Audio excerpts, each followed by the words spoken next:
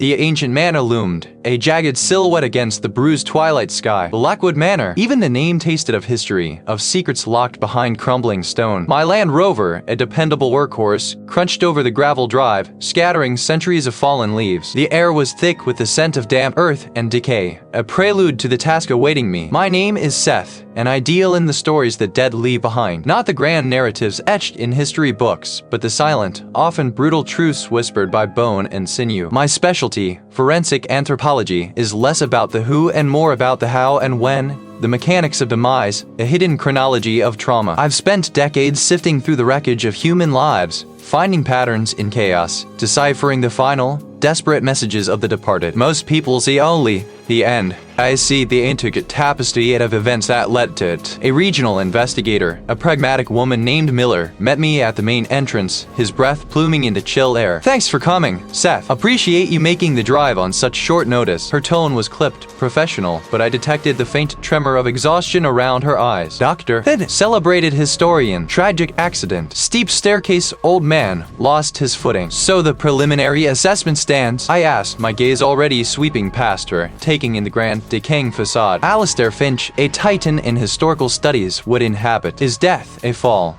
seemed almost too prosaic for a man of his stature, especially within these storied walls. "Looks that way," Miller confirmed, leading me into the cavernous entrance hall. Neck broken, at its base, beneath a tattered tapestry depicting a medieval hunt, lay what remained of Doctor. The sea had been secured, the area taped off, but the body itself had not been moved, awaiting my arrival. This was a courtesy I always appreciated. The MLS scene was a canvas of two. I knelt beside the deceased, my kit bag settling softly on the cold stone. Finch was a man I'd known through his published works, a formidable mind whose texts lined the shelves of countless university libraries. Now he was merely a collection of bones and tissues, a puzzle for me to solve. His body lay crumpled, face down, head twisted at an unnatural angle. A quick visual inspection confirmed the cervical fracture Miller had mentioned. His right arm was splayed out, fingers curled as if grasping at the empty air. His spectacles lay shattered a few feet away, shards glinting like frozen tears. The scene was textbook for a fall, yet my gut, that quiet, insistent voice honed by years of grim observation, stirred with a flicker of unease. I began my meticulous examination, not touching anything yet,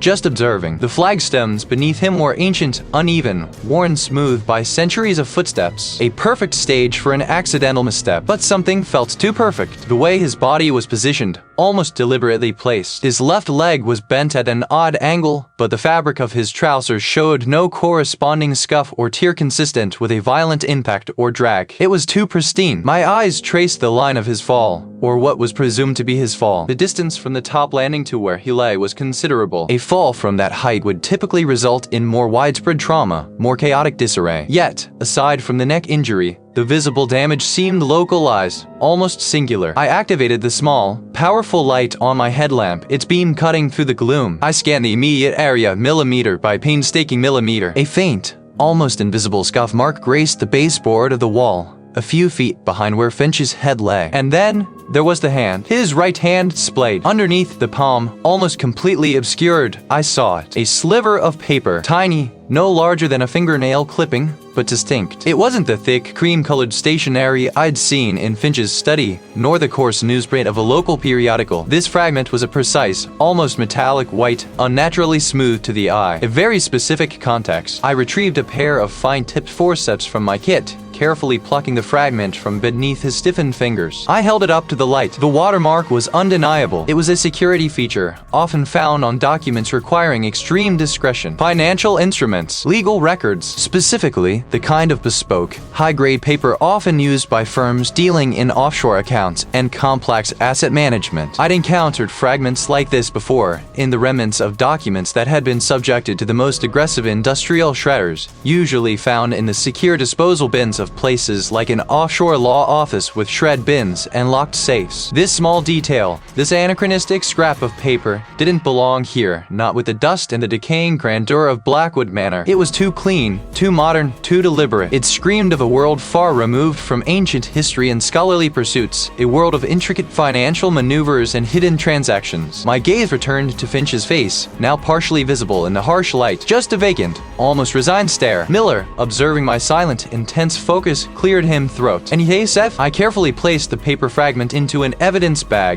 sealing it with a quiet click. "Perhaps," I murmured, my voice low, "the fall might be the end of the story, Miller." The official narrative of a tragic accident began to unravel in my mind, replaced by a growing knot of tension. This wasn't just a fall. This was a meticulously staged scene, and Dr. Alistair Finch's death was anything but accidental. The game, I realized, had just begun. The silence of the estate's grand hall pressed in, a heavy shroud. The official investigators, a local detective and his team, had completed their initial survey, sealing off the area and documenting the obvious. But my work began where theirs ended, delving into the unseen, the overlooked. I knelt beside what remained of Dr. Alistair Finch, a man whose life had been dedicated to unearthing history, now himself a relic of a recent, violent past. My gaze swept over the marble floor, the ornate rug, the remnants of the fall. The broken banister, splintered wood still clinging to sharp edges, seemed to scream accident. I pulled on my examination gloves, the latex a crisp whisper in the stillness, and opened my field kit. Precision tools lay organized, waiting. I began with the body, a methodical progression from head to toe. The detective had already noted the primary trauma, a massive impact wound to the back of the skull, consistent with striking the floor after a significant fall. But as I gently palpated the surrounding tissues, my fingers traced an anomaly.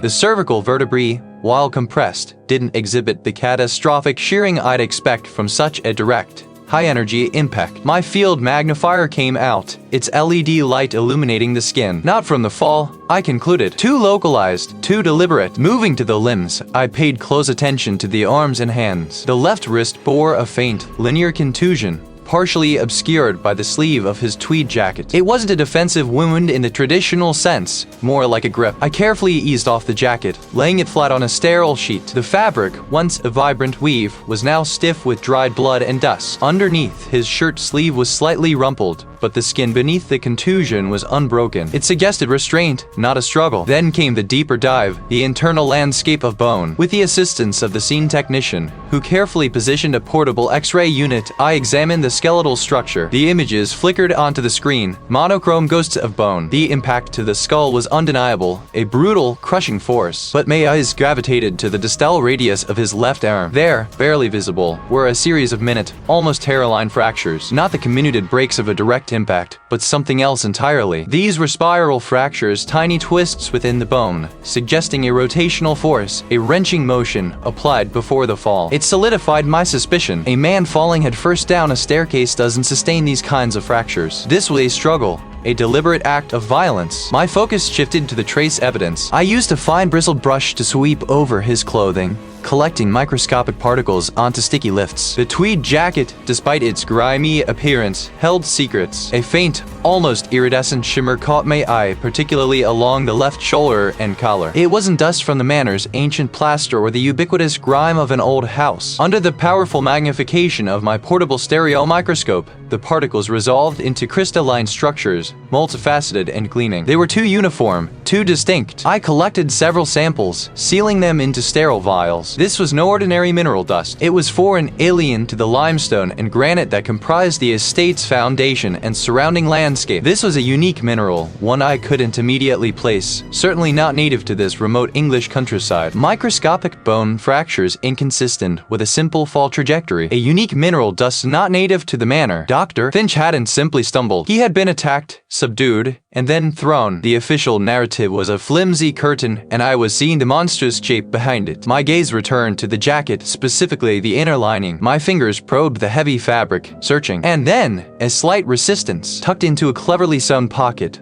almost imperceptible, I found it. Not a wallet, not a key, but a small, laminated card. It wasn't a business card. There was no name, no contact number. Only a simple and intricate, stylized knotwork and a precise address, Unit 7, Portside Chambers, Grand Cayman. This wasn't just a scholar's misstep or a simple murder. This was a carefully constructed web, and Dr. Finch had been ensnared. The tension in the room, once a subtle hum, now vibrated with purpose. The game, as I'd thought before, was indeed on, and its next move pointed far from this quiet estate towards a place where secrets were bought, sold, and buried deep. I carefully secured the card in an evidence bag, my mind already racing, plotting the next step. The truth, I knew, lay hidden behind those locked safes and the hungry maw of those shred bins. My breath hitched. This was a carefully constructed web, and Dr. Finch had been ensnared. The game, as I'd thought before, was indeed on, and its next move pointed far from the picturesque estate. It pointed to the microscopic world clinging to Finch's shoe. I sealed the plastic evidence bag containing the mineral dust,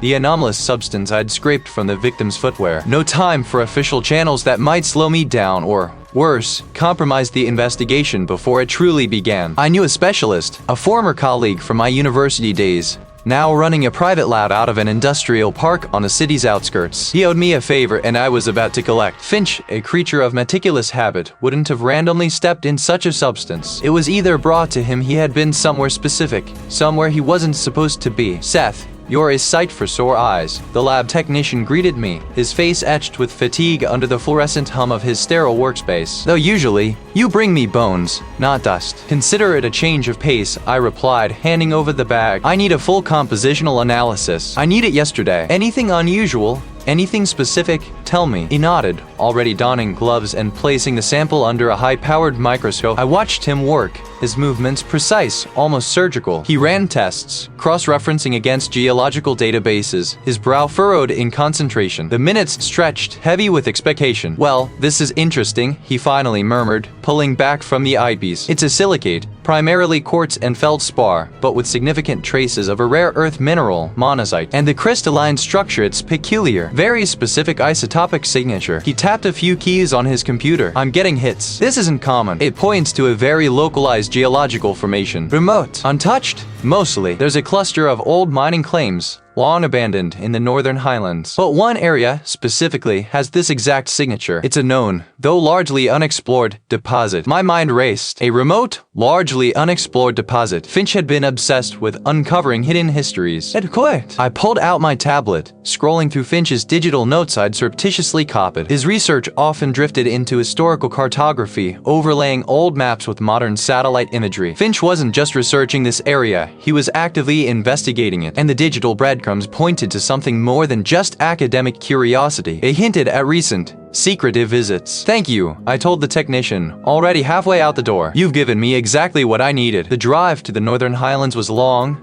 the paved roads giving way to gravel, then to little more than overgrown tracks. The landscape transformed from rolling farmland to dense, ancient forest, broken by outcrops of jagged rock. The air grew colder, thinner. My GPS eventually died, leaving me to rely on Finch's old, meticulously annotated paper maps and my own sense of direction. Finally, nestled deep within a ravine, I found it. Not a grand archaeological excavation, but something far more unsettling, an abandoned factory, its brickwork crumbling, windows shattered like vacant eyes. Rusting machinery lay half buried in the undergrowth, remnants of a bygone industrial era. But beneath the veneer of decay, there were fresh tire tracks in the mud, subtle signs of recent, illicit activity. Someone had been using this forgotten place as a cover. I pushed open a creaking metal door. Inside, the factory floor was cavernous and dark, but a faint, earthy smell, distinct from the damp decay, hung in the air. Dust motes danced in the sparse shafts of light that pierced the gloom. I found a makeshift office set up in one corner, a few folding chairs, a table laden with geological survey equipment, and, crucially, a stack of freshly printed satellite images. On one of them, circled in red, was an area of disturbed earth, an unsanctioned dig site,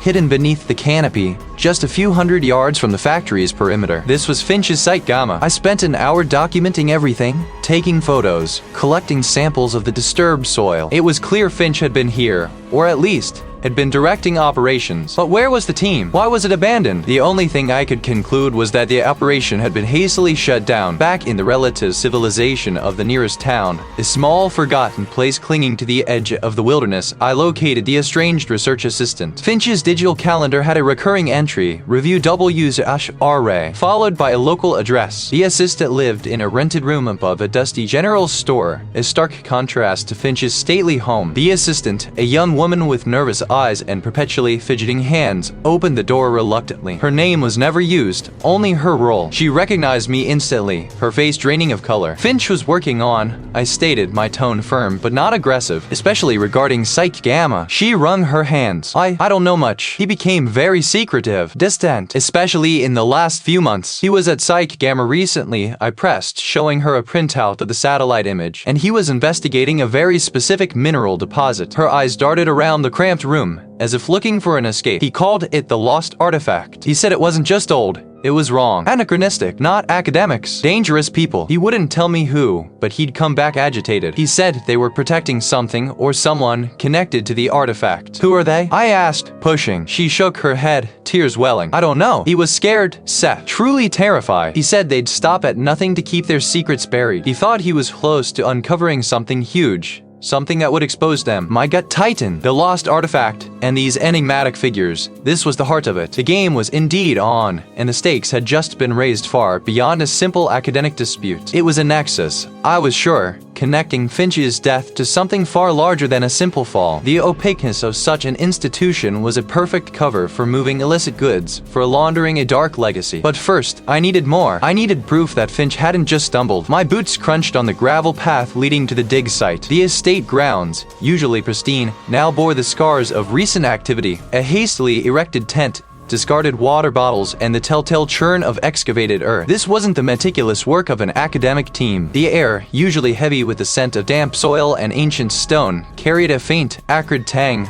like disturbed mineral deposits. The site itself was a shallow depression, perhaps 20 feet across, shielded by a stand of gnarled oaks. Finch had been excavating what he believed to be a forgotten medieval chapel. Now, the earth was turned over with a brutal efficiency that spoke of speed, not precision. The soil was too loose in places, disturbed recently, long after Finch's last recorded visit. There were fresh tool marks, not from archaeological trowels, but from heavier, blunter instruments, shovels perhaps, or even a small pickaxe. Someone had been here, digging furiously, and not in the name of scholarship. My gaze swept across the disturbed earth, searching for anything out of place. It was then I saw it, almost missed it, nestled against the exposed root of an oak. A fragment, no bigger than my thumb, of what looked like pottery. Its surface was smooth, a deep, almost obsidian black, with a faint, geometric etching. I picked it up, turning it in my palm. It felt dense, unnaturally heavy for its size. The chapel, if Finch was correct, dated to the 12th century. This fragment, with its precise, almost machine-like pattern and its specific composition, felt wrong. Anachronistic. It didn't belong to the medieval period, nor did it align with any known local ceramic traditions. It hinted at a different culture, a different time, or perhaps a different world entirely than the one Finch had been studying. My mind raced. Was this what Finch had found? The lost artifact. Just then, the local detective approached, his face etched with a weariness that went beyond mere fatigue. Seth, he began, his voice low, a forced casualness underlying his tone. The chief wants to wrap this up. Coroner's report came back, confirmed the fall as cause of death. Accident. Pure and simple. I straightened, the pottery fragment still clutched in my hand. Pure and simple? I repeated, my voice tight. You saw Finch's notes. You saw the subtle trauma on his remains. And now this? I held out the fragment. This doesn't belong here. This site has been tampered with recently. And medico-legal. The detective glanced at the fragment, then back at me, his eyes clouded with something I recognized as internal conflict. Look, I appreciate your thoroughness. I really do. But the pressure, it's coming from high up. They want to clean close. For the estate, for the family. No messy theories. Messy theories? I felt a surge of indignation. I deal in facts, not theories. And the facts point to deliberate intervention. Finch found something valuable enough to be killed before, and someone came back to retrieve it. He sighed, running a hand over his close-cropped hair. I understand your position, Seth, but my hands are tied. We've got our orders. We're to secure the site, finish the paperwork, and that's it. He paused, his gaze hardening slightly. I'd advise you to do the same. It wasn't just a suggestion. It was a warning. My jaw tightened. I knew then that I was on my own. The system, or at least this part of it, was actively working against me. I spent another hour at the site, meticulously documenting the disturbances, collecting soil samples, and carefully bagging the pottery fragment. The detective watched me from a distance, a silent, disapproving sentinel. I didn't care. Finch deserved more than a convenient narrative. Back at my temporary lab, a converted storage room in a nearby warehouse, I laid out my findings. The pottery fragment gleamed under the harsh fluorescent lights, an enigma in black. I was preparing to photograph it, my focus entirely on its intricate etching, when I noticed it. A subtle shift in the room's order. A filing cabinet drawer, which I distinctly remembered closing fully, was now ajar by a fraction of an inch. A prickle of unease spread across my scalp. I moved with a sudden, sharpened awareness, scanning the room. Nothing was overtly disturbed. No broken locks. No forced entry. Whoever had been here was practiced quiet. I checked my equipment. Microscopes, cameras, computers, all present. All seemingly untouched. My personal effects, my wallet, my phone, still in their places. Nothing valuable was taken. Not a single piece of my specialized equipment. Not even the small amount of cash I kept in a desk drawer. Then it hit me. They weren't looking to steal. They were looking to see what I had. What I knew. And they wanted me to know they had been here. A stark, undeniable warning. They were watching. And I was closer than I thought. My determination solidified, hardening into a resolve as unyielding as the ancient stone of the estate. I was in their sights now. But it meant I was getting somewhere. The unspoken threat had congealed into a tangible weight, clinging to my clothes, dampening my resolve. It was a warning, stark and unequivocal. My jaw remained tight, a stubborn knot against the chill that had settled deep in my bones. I knew then that I was truly on my own. The system, or at least this compromised sliver of it, was actively working against me. I spent another hour at the site, meticulously documenting the disturbances I'd identified. The subtle scrapes on the stone, the displaced pebbles, the anomalous soil particles. My hands worked with a frantic precision, capturing every detail before the scene was irrevocably contaminated or, worse, deliberately altered. I bagged the pottery fragment, its rough texture a constant reminder of the anomaly. The air was cool, smelling faintly of old roses and damp earth. I placed the pottery fragment under the stereo microscope, adjusting the focus with a practiced hand. Under magnification, the details sharpened, the faint striations from a potter's wheel, the minute inclusions of temper, the glaze, subtly iridescent. My initial assessment had been that it was genuinely ancient, perhaps a rare domestic piece from the period Finch specialized in. The context of its discovery, however, had always bothered me. It was too pristine, too perfectly placed, almost like a stage prop. I began my deeper analysis. I sampled a microscopic fleck of the glaze, preparing it for Raman spectroscopy. While the machine hummed, processing the chemical composition, I examined the fracture lines. Ancient pottery often showed characteristic patterns of degradation, microfractures, and mineral leaching. This fragment had some, but something felt off. The edges were sharp, almost too sharp, and the internal structure, revealed by a tiny cross-section, lacked the subtle layering I'd expect from millennia of natural processes. The Raman results flashed on the screen. I frowned, leaning closer. The elemental composition of the glaze was consistent with ancient materials, iron oxides, silica, calcium carbonate. But the binder, the organic component holding it all together, showed a peculiar signature. A synthetic resin, incredibly advanced, designed to mimic the degradation products of ancient, organic matter. It was a ghost in the machine, a whisper of modernity hidden within an antique facade. I reran the test, then another, cross-referencing against my extensive database of known ancient pottery samples and historical forgeries. There was no denying it. The fragment was a masterwork of deception. It wasn't just old. It was designed to look old, to fool even the most discerning eye. This wasn't merely a research piece. It was a high-stakes forgery, crafted with an almost obsessive attention to historical accuracy, down to the simulated weathering. The civilization it mimicked was a specific,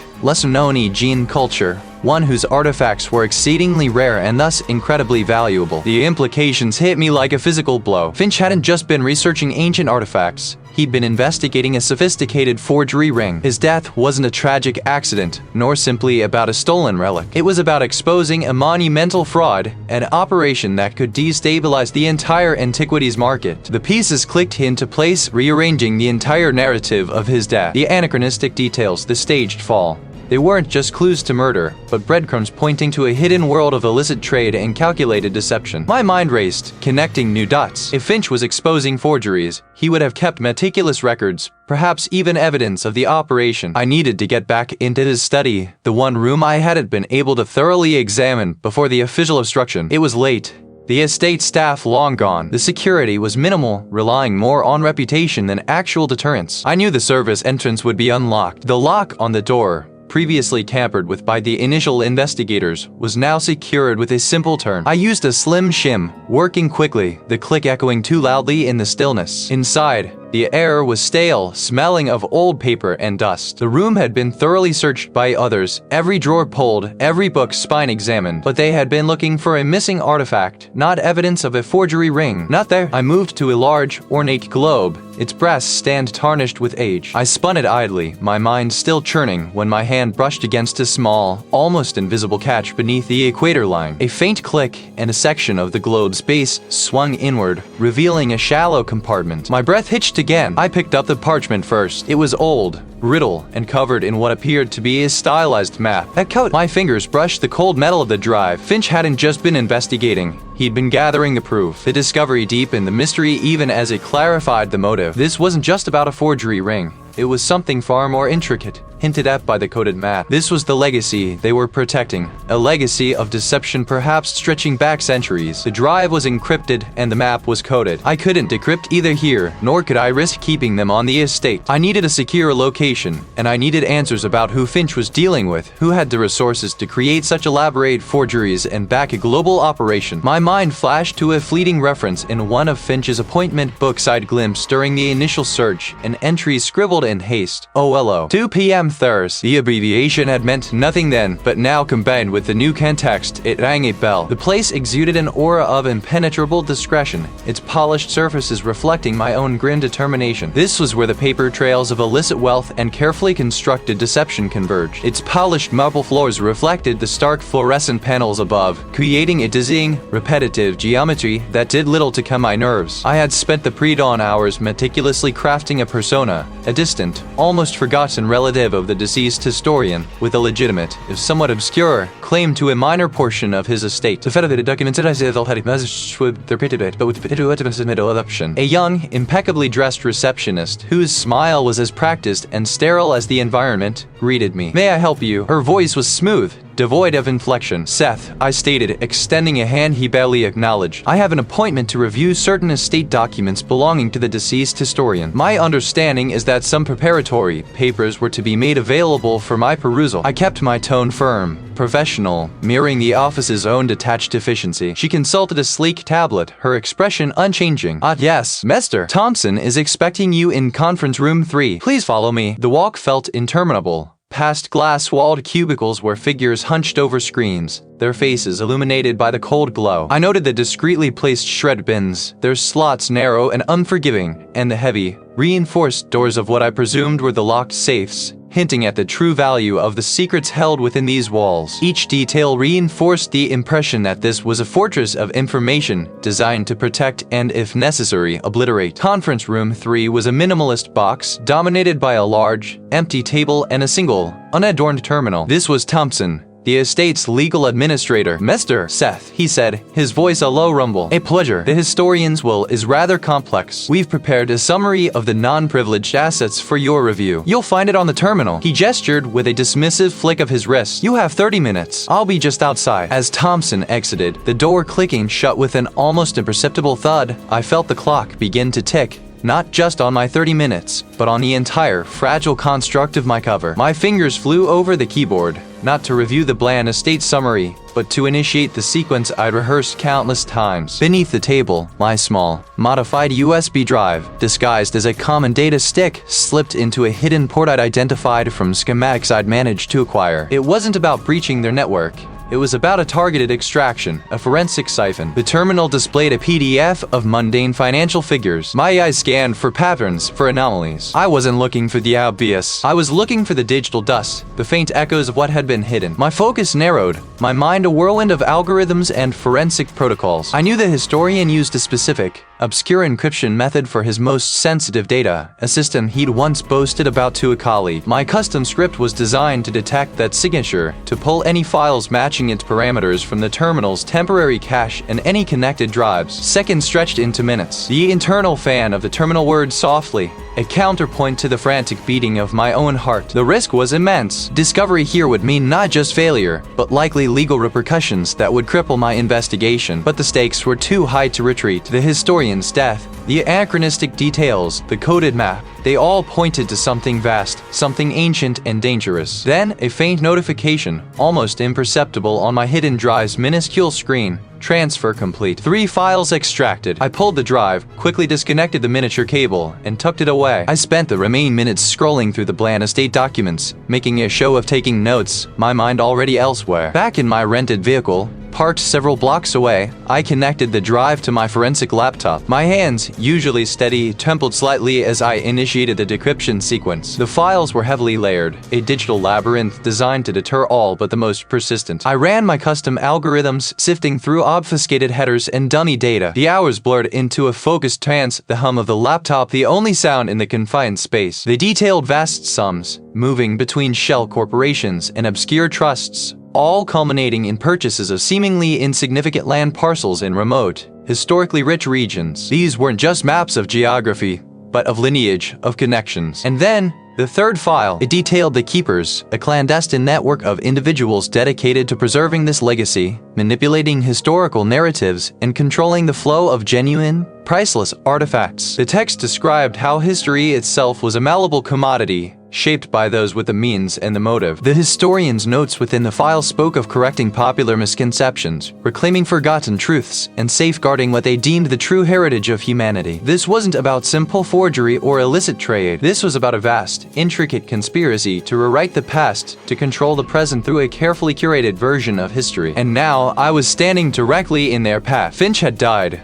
but for a scattered array of smaller, historically insignificant plots. They were all located near known archaeological sites, some active, some abandoned. I spent a day navigating the anonymous streets of a city that thrived on hidden transactions, tracing the firm's registration to a nondescript building on a forgotten side street. Its polished brass plaque gleamed with a false promise of legitimacy. A solitary receptionist, her face a mask of practiced indifference, sat behind a frosted glass partition. My request to view public records was met with a practiced refusal, a bland recitation of protocol. I didn't push. I wasn't there for a direct confrontation. I was there to observe, to feel the edges of the truth. I spent an hour in the small, sterile waiting area, feigning interest in an outdated financial magazine. My eyes, however, scanned every detail. The shred bins, industrial-sized and strategically placed near the copying machines, were overflowing, a testament to relentless document destruction. The locked safes, built into a reinforced wall behind the reception desk, were formidable, their steel doors gleaming under the fluorescent lights. I noticed a subtle detail,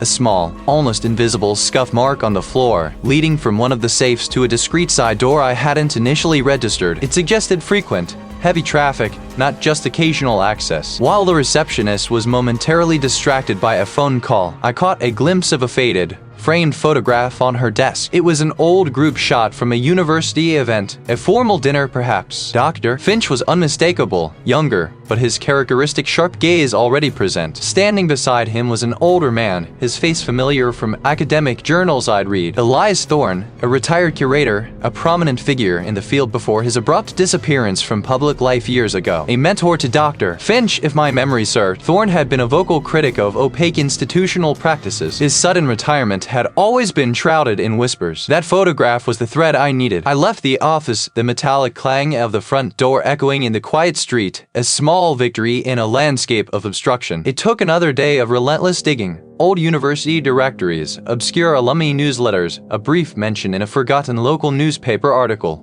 But I found him. Elias Thorne lived in a quiet coastal town, his small cottage overlooking a turbulent gray sea. Tragic. His tone was flat, lacking the genuine sorrow I would expect for a former protege. I didn't waste time on pleasantries. I believe it wasn't an accident, Professor Thorne. I believe, Doctor. He didn't invite me in immediately. The silence stretched, punctuated only by the distant cry of gulls. Come in, he finally conceded, his voice barely a whisper. Inside, the cottage was filled with books, dusty and overflowing from shelves, forming precarious towers on every surface. I watched his face carefully, seeing the subtle shifts in his expression, a tightening around the eyes, a clenching of his jaw. The dust, I finished, pulling a small, sealed bag containing a minute sample from my pocket. It's unique, a specific geological signature found only in a handful of very rare sites, and where I saw a photograph of you and Dr. Ed. He flinched at the mention of the office, turning away to stare out at the churning sea. His silence was heavy, burdened. You're dabbling in dangerous waters, Seth, he warned, his voice low. Finch was too. What waters? I pressed, my voice firm. What did Finch uncover that got him killed? And what does it have to do with this dust with you? He sighed, a deep, shuddering breath that seemed to carry the weight of years of unspoken truths. They call themselves the Keepers, he finally said, his voice barely audible above the wind rattling the window panes. A society, ancient and powerful, not some shadowy cult. but a network of financiers, politicians, even academics. Their purpose? To control the narrative of history, to acquire, conceal, even destroy archaeological finds that contradict their chosen version of the past. Finch was close to exposing one of their most significant operations. He told me he was tracking a rare mineral signature, something he believed was tied to a site they were trying to suppress. This mineral signature? I held up the bag with the dust. He was looking for this? Thorne took the bag, his aged fingers trembling as he examined the tiny flecks. He described it to me. He said he only ever seen it in one place, decades ago, during a private survey. Owned by an old, reclusive family, they've guarded their land fiercely for generations, refusing all archaeological surveys. There were rumors, even then, of unique geological formations, unusual mineral deposits. Finch believed it held something extraordinary, something the keepers would kill to protect. The pieces clicked into place with a sickening thud. The remote, historically significant estate where Dr. Finch had died, the unique mineral dust found on his body and at the scene. And now, the keepers. The conspiracy wasn't just about artifacts, it was about controlling history itself and Doctor. The game had just become infinitely more dangerous. I'd spent hours there, a ghost sifting through the remains of corporate subterfuge, the scent of shredded documents a constant reminder of what had been hidden. The shell corporations, the meticulously laundered funds, the cryptic references to the keepers, it all coalesced into a chilling blueprint. It was a bold move, a brazen statement of ownership over a dark enterprise. Now, the estate loomed, a fortress against the encroaching night. Its perimeter was a labyrinth of infrared beams and motion sensors, a testament to Thorne's paranoia or, more likely, the value of what he protected. I moved like a phantom, my forensic training giving me an edge beyond mere stealth. I wasn't just avoiding detection. I was reading the landscape, anticipating the security grid's next sweep, using the subtle shifts in thermal signatures and the almost imperceptible hum of buried cables to guide my path. The air was crisp, carrying the scent of pine and damp earth, a stark contrast to the sterile environment I just left. I found my entry point through a rarely used service tunnel, accessible via a storm drain that, upon closer inspection, clearly hadn't been maintained in years. Rust flaked onto my hands as I pried open a grate, the metal groaning in protest. The tunnel emptied into a cavernous basement, dimly lit by emergency lighting. My headlamp cut through the gloom, revealing a space unlike any I'd anticipated. It was the storage area, or a utility room. This was a state-of-the-art forgery workshop. The sheer scale of it stole my breath. CNC machines gleamed under dust covers, their articulated arms poised for precise work. A bank of high-resolution 3D scanners sat beside them, capable of capturing every minute detail of an object. The air was thick with the faint metallic tang of industrial solvents and the earthy scent of finely ground minerals. I moved through the space, my gaze sweeping over workbenches laden with tools I recognized from archaeological conservation labs. But here, they were twisted to illicit ends. Pigments, carefully labeled in obscure languages, sat in neat rows. Half-finished pieces lay scattered, some mere blanks, others already bearing the patina of manufactured age. A magnifying lamp illuminated a fragment of what looked like an ancient tablet, its cuneiform script painstakingly etched, the edges softened by artificial erosion. And there, on a tray, a small pile of the unique mineral dust, identical to what I'd found on Dr. Finch's body and at the scene of his death. The pieces didn't just click, they slammed into place. This wasn't just a workshop. It was a factory churning out fabricated history. My eyes snagged on a section of the wall subtly out of place. The concrete finish was too perfect, too seamless, lacking the faint imperfections of the surrounding structure. My fingers traced a hairline seam, almost invisible to the naked eye. Beyond it, a vault, not a dusty, archaic strongroom, but a climate-controlled chamber lit with museum-quality spotlights. Shelves lined the walls, laden with artifacts that defied belief. Genuine, unmistakably, agonizingly genuine. A Mycenaean gold death mask, its eyes staring blankly into the sterile air. A collection of Roman silver, each piece bearing the unmistakable signs of centuries beneath the earth. Neolithic tools, their edges still sharp, displayed beside intricately carved Mayan jade. These weren't forgeries. These were the real treasures, plundered from sites, stolen from history, destined to be replaced by Thorne's meticulously crafted fakes. The scale of the theft, the audacity of it was staggering. My internal monologue was a torrent of scientific identification, each piece element for lost context and provenance. It was the sound of a system shifting, an alarm cycle initiating. The lights in the workshop flickered, a momentary dip in power, then returned, brighter, harsher. Thorne's advanced security systems had found me. I didn't hesitate. The wall to the vault began to slide shut, slowly, inexorably. I squeezed through the narrowing gap, scrambling back into the workshop. A red light pulsed on a control control panel I hadn't noticed before, and a voice, synthesized and calm, echoed through the basement. Unauthorized access detected. Security protocols initiated. Footsteps, distant but growing louder, echoed from the tunnel I'd used to enter. I was trapped between the closing vault and the approaching guards. A ventilation shaft, barely wide enough for me to squeeze through, ran along the ceiling. It was a desperate gamble. I scaled a workbench, my fingers scrabbling for purchase on the smooth metal, then launched myself upwards, twisting to catch the edge of the shaft. The metal groaned, threatening to give way. I hauled myself inside, scraping my knees and elbows, the sound of my ragged breathing amplified in the narrow space. I could hear the heavy thud of boots on concrete directly below me as I crawled, pushing forward with frantic urgency. The synthetic voice continued its calm pronouncements, detailing my location, directing the search. I heard shouts now, closer, directly beneath my position. They knew where I was. I just needed to be somewhere else. The shaft vibrated with the distant rumble of machinery, a sign that the entire estate was now on high alert. I was a rat in a maze, but I had seen the treasure and I knew the way out. For now. The ventilation shaft, my only chance. I pushed against the grate, the rusted metal groaning in protest. Footsteps grew louder, closer, echoing the frantic beat of my own pulse. No time for finesse. I braced myself, then slammed my shoulder into the grate. It shrieked, tearing free from its ancient screws with a shower of plaster dust and metallic screech. I squeezed through the narrow opening, the sharp edges of the duct scraping against my jacket,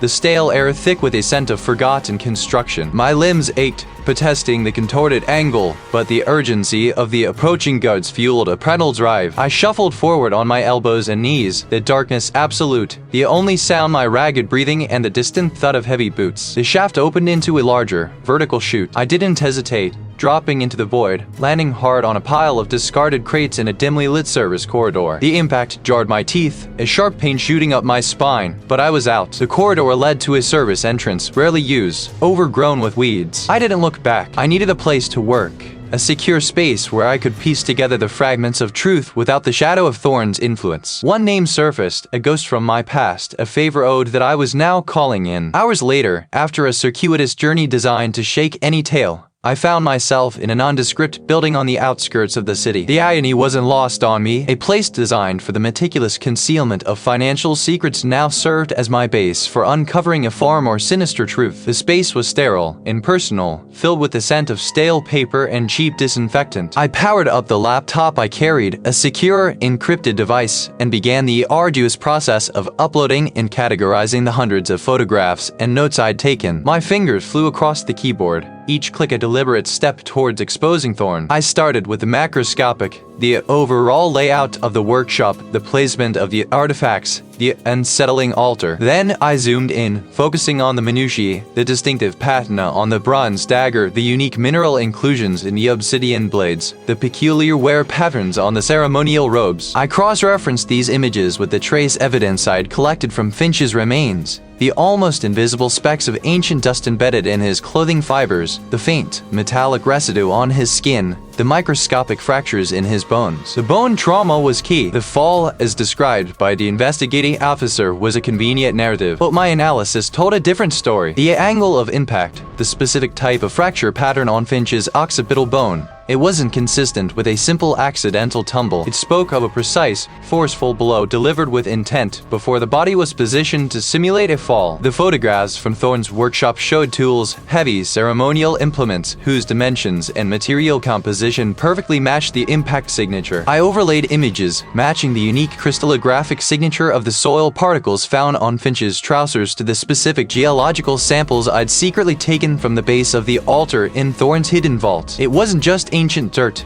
It was that ancient dirt, unique to that specific location, a geological fingerprint. Then came the deeper, more unsettling connections. The symbols. I'd seen them etched on the artifacts, carved into the very stone of the workshop. They weren't just decorative, they were a language, a code. I cross-referenced them with my existing knowledge of ancient cults and forgotten societies, drawing on years of obscure academic research. Thorn wasn't just an eccentric historian, he was a central figure in this network. Finch, his colleague, had likely stumbled upon the truth, perhaps recognizing the symbols or questioning the provements of the artifacts. The evidence coalesced into an unassailable narrative. His method, a carefully staged murder designed to look like an accident, using the very tools of his clandestine obsession. My case was airtight, built on irrefutable forensic data. I had the truth, but the path to reveal it was fraught with peril. The investigating officer, the local authority, their initial assessment had been too quick, too neat. Were they complicit, or merely manipulated? Either way, I was facing a potentially compromised system. My life was now unequivocally on the line. Thorne wouldn't hesitate. He had killed Finch to protect his secrets, and I had peeled back every layer of his deception. Presenting this evidence wasn't just a professional duty, it was an act of defiance, a challenge to a powerful, entrenched organization. I saved the final version of my report, encrypted it, and then made multiple backups. The next step was the riskiest. I had to find an ally, someone outside the immediate sphere of influence, someone who couldn't be bought or intimidated. The clock was ticking, and I knew Thorne would be closing ranks. The rusted metal shrieked, a high-pitched protest against my sudden, desperate force. The grate tore free, sending a shower of corroded flakes across my face. I stumbled forward, my shoulder aching, into the narrow, dust-choked service tunnel beyond. Footsteps thudded, closer now, echoing from the corridor I'd just abandoned. No time to consider the pain. I dropped to my hands and knees, scrambling through the darkness, the grit biting at my palms. The tunnel was a forgotten artery of the old estate, a labyrinth designed for maintenance, not escape. I crawled, then jogged, my breath rasping in the stale air, guided by a faint, distant sliver of light. It led to a small, seldom used pantry, its door ajar. I slipped through, past shelves of ancient preserves, and found myself in the manor's lower service hall. The main house was quiet, a false calm after the frantic scramble. The historians' coded notes, the subtle anomalies in the artifact provenance, the financial ledgers I'd glimpsed on the estate manager's desk, they all pointed to a single critical nexus. The address was etched into my memory, a location I'd initially dismissed as a mere shell corporation, but now understood as the heart of his operation. I needed to move, and fast. The manor's security, once seemingly lax, was now a palpable threat. I found a service exit, bypassing the main gate, and commandeered a delivery van parked discreetly behind the kitchens. It was crude, an act of desperation, but necessary. The ignition clicked,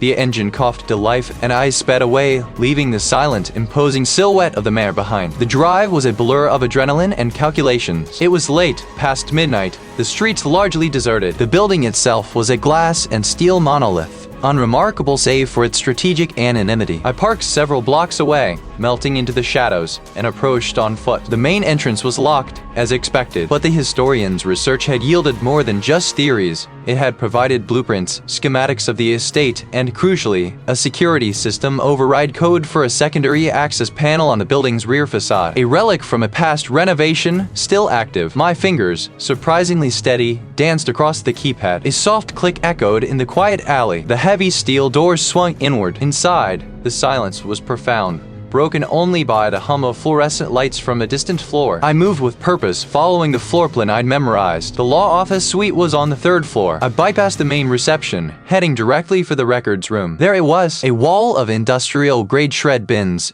each yawning maw ready to consume incriminating evidence. The historian's notes had alluded to a final cleansing, a quarterly purge of sensitive documents. I had arrived just in time, or perhaps just after. My eyes scanned the office, searching for any sign of recent activity. A coffee cup, still warm, on a paralegal's desk. A single crumpled fax near one of the shred bins, its header bearing the logo of a shipping company I recognized from the artifact manifests. My heart gave a painful lurch. He was here, or had been, moments ago. I approached the shred bins first. Most were empty, their contents already reduced to confetti. But one, larger than the rest, had a stack of documents precariously balanced on its edge, awaiting destruction. I pulled them free, my fingers trembling slightly. Ledgers. Detailed, meticulously kept ledgers. They weren't just financial records. They were a chronicle of illicit trade, artifact provenance fabricated, dates altered, excavation sites falsified, encrypted messages between Thorne and a network of buyers and intermediaries, all under the umbrella of the keepers. The final message, dated yesterday, confirmed the sale of the very artifact the historian had died trying to protect. Looking for something specific, Seth, the voice calm and even, sliced through the quiet. Thorne stood in the doorway, his silhouette framed by the faint light from the corridor. A single security guard, a hulking figure, stood a step behind him,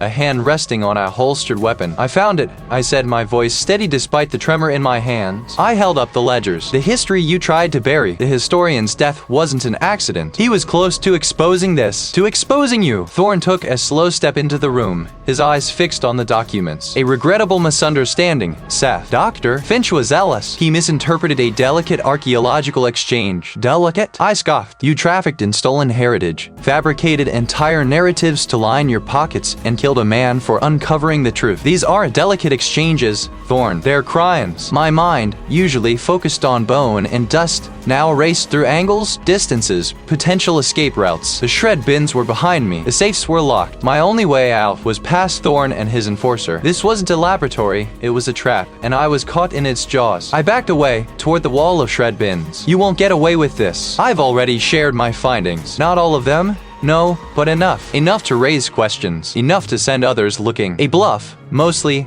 but a necessary one." Thorn's smile faltered, a flicker of irritation crossing his face. "A desperate attempt to save yourself. Pooh, no one believes a rogue anthropologist over a reputable businessman." He motioned again. "Now!" The guard lunged. I reacted on instinct, not with practiced combat moves, but with the frantic energy of a cornered animal. I sidestepped, using the large shred bin as a shield, and slammed the heavy ledger into his face. He grunted, stumbling back, momentarily disoriented. It bought me precious seconds. I didn't hesitate. I vaulted onto the top of the shred bin, the metal groaning under my weight. My eyes darted to the emergency fire alarm on the wall just above the safes. A desperate gamble. I leaped, grabbing the alarm handle, and pulled. Thorn swore, his composure finally cracking. "Stop him!" he roared, lunging forward himself, but it was too late. The blang alarm had bought me an opening. It was out in the open, and the stakes had never been higher. It bought me precious seconds. The door I'd slipped through was still ajar, a sliver of the dimly lit corridor visible. His head cleared, and a snarl twisted his lips. He lunged again,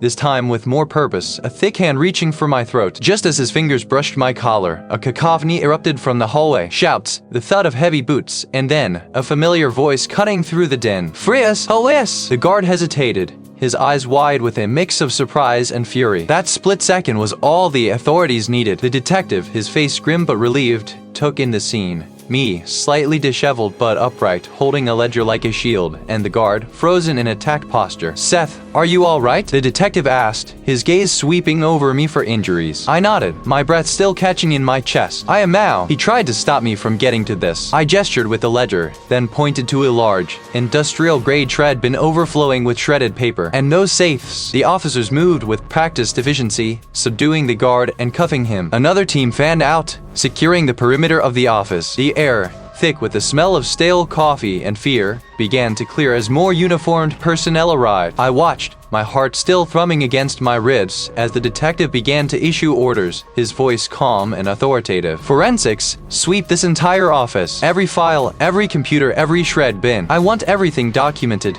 he commanded. He turned to me, a small, knowing smile playing on his lips. "You found something, didn't you?" "More than something," I confirmed, my voice hoarse. I handed him the heavy ledger. This belonged to the historian. It's a coded account of transactions, a ledger detailing the movement of artifacts and the names of those involved. It implicates Thorn directly, and the keepers. The detective's eyes sharpened as he flipped through the worn pages. "The keepers? The group you suspected?" "Yes, this office, it's a hub for their illicit trade," I explained, gesturing around the room. "The shred bins are full of evidence they tried to destroy. The locked safes, I suspect, contain the real treasures, the records, perhaps even some of the stolen artifacts themselves, awaiting transfer." Over the next few hours, the offshore law office with shred bins and locked safes transformed into a beehive of investigative activity. Technicians meticulously sifted through the mountains of shredded paper, painstakingly piecing together fragments of documents. Specialists worked on cracking the locked safes, their tools humming softly. I stood by, exhausted but resolute, answering questions, pointing out details I'd noticed in my frantic search. These weren't just financial records. They were a chronicle. The files detailed the network of collectors, brokers, and shadowy financiers involved in the illicit trade. The names once whispered in academic circles now stood starkly exposed. Thorn's intricate web of deception, built on stolen legacies and historical revisionism, began to unravel with each retrieved document. The keepers themselves were revealed through a series of internal memos and correspondence. They weren't a mystical order, but a tightly knit, highly influential cabal of academics, business magnates, and political figures. Their dark legacy wasn't just about preserving historical narratives. It was about controlling them, rewriting them to suit their own agendas, and profiting immensely from the artifacts they deemed too sensitive or valuable for public knowledge. The historian, my colleague, had been on the verge of exposing them, which ultimately cost him his life. The anachronistic details I'd found on his body and at the estate, the specific type of antique ink, the unique weave of ancient fabric fibers, were all explained by the documents detailing the artifacts he had handled and meticulously recorded. As the sun began to rise, painting the sky with pale streaks of orange and purple, the weight of it all settled upon me. The initial rush of adrenaline had faded, replaced by a profound weariness. I watched as Thorne, his face devoid of its usual arrogant composure, was led away in handcuffs, his empire crumbling around him. The vision of the historian's broken body flashed in my mind, a stark reminder of the human cost of this conspiracy. The emotional and psychological toll was undeniable. The relentless pursuit of truth had led me into genuine danger, pushed me to my limits. The satisfaction of justice was immense, a deep, resonant chord, but it was tempered by the lingering echoes of fear and loss. Yet, there was also a reaffirmation of purpose. My science, the meticulous, often overlooked details of forensic anthropology, had been the key. The smallest fragment of bone, the most minute fiber, the faintest trace of anachronistic material. These were the silent witnesses I had learned to listen to. They had spoken volumes, guiding me through the labyrinth of lies to this undeniable truth. It wasn't about grand theories or dramatic revelations. It was about the patient, unwavering dedication to empirical evidence. I looked out at the nascent dawn, a new day breaking over the city. This case, with its blend of ancient history and modern malice, had changed me. The quiet, academic pursuit of the past now felt intertwined with a more urgent, perhaps more perilous present. The world was full of hidden narratives, forgotten legacies, and dangerous truths waiting to be unearthed. My skills, honed in the sterile quiet of the lab, had proven invaluable in the chaotic reality of the field. The fight for truth, I realized, was never truly over.